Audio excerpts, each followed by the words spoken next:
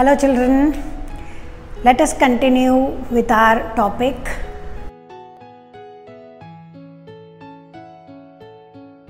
figures of speech. If you have gone through my previous video, we had done two figures of speech last time, simile and metaphor. Today we will look at the next two. The third one is, which is the first one for today, personification. Now the word personification itself gives us the clue as to what figure of speech is this. Personification, this figure of speech we use to personify or represent any non-human thing as a human being. We give it the quality of human being to any non-human thing. So any inanimate object or any intangible idea, we give it the qualities of a human being. Qualities like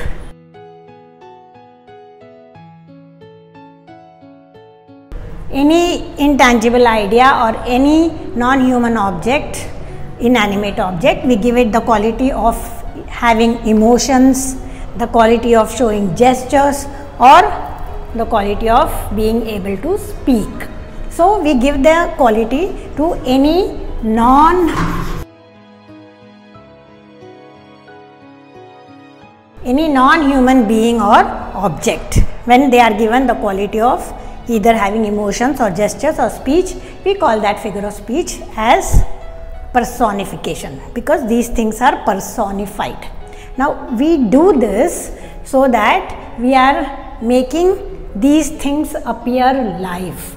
We do this so that they get life, they become alive, and it helps to paint a very vivid picture in the minds of the listener or reader.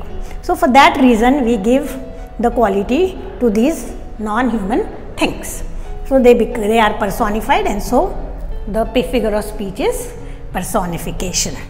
Now as you saw in simile and metaphor, again when you will notice here, when you will look at the examples, you will find that if you take those sentences literally, the sentences are going to appear very absurd, very nonsensical, very illogical, very meaningless. But when they are used in the figures of speech, they take a very good meaning, a very good form, a very good gesture. Let us look at few of the examples.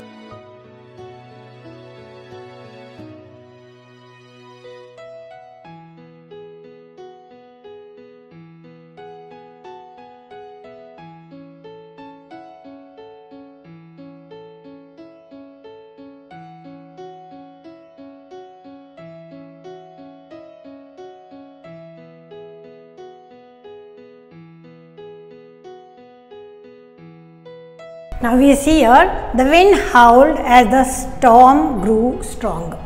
Now here the wind is given the quality of howling, which is again a human quality, and then storm became stronger.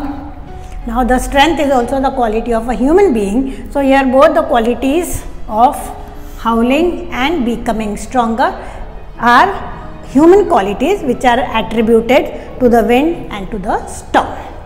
Then the time ran away from him. Now the quality of running away. This is again a human quality, and here the time is personified. The time is given the quality of running away. So again this is a non-human thing which is given a human quality of running away. The boat danced in the puddle. Now danced. The boat, which is an inanimate object, is given the quality of dancing. It is personified, saying that the boat can dance in the puddle. The car died in the middle of the road. Now died, the attribute of dying is again a human attribute which is given to the car. So the car is personified and said to be dying. So here we see in all the examples that all the inanimate objects or intangible ideas, they are personified, they are given the human quality, and they are able to do the things that human beings do. If you take the literal meaning of the sentences, you will find that they become very illogical.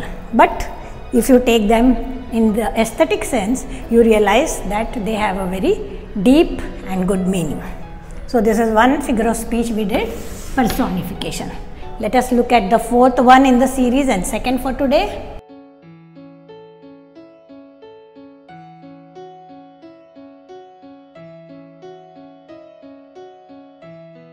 Now the second one that we are going to do today is hyperbole. Hyperbole is another kind of figure of speech where this word hyperbole is a Greek word, and the literal meaning of the word hyperbole is excess. And this is exactly what the figure of speech does. It exaggerates, it overstates the idea. So here in hyperbole, the idea is to overstate or exaggerate the meaning of the sentence. Let us understand this.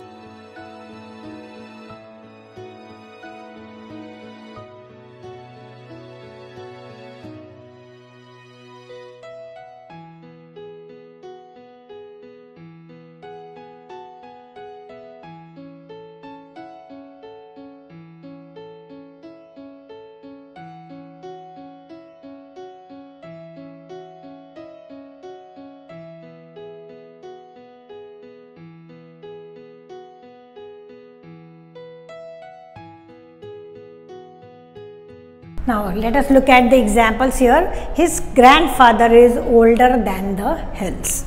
So the grandfather's age is older than the hills. Hills are age old.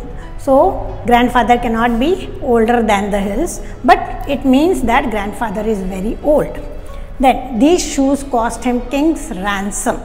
Now king's ransom is definitely going to be in large amount, but since the shoes cost him dearly, they were very expensive, so they have cost him king's ransom. Then, being away from home has made him as thin as a toothpick. Now, someone who has gone very thin because he was away from home. So, he said that he has become as thin as a toothpick, but nobody can become as thin as a toothpick. I have told you millionth times, complete your homework. Now, millionth times. It was not told so many times. What the statement means is you were told so many times to complete your homework. So here these sentences are not to be taken in literal sense. Grandfather cannot be as old as hills, not even more than that. Shoes cannot be as expensive as the king's ransom. Nobody can become as thin as a toothpick, or you cannot say millionth time something. So they are not to be taken literally. They are only said to create a lasting impression.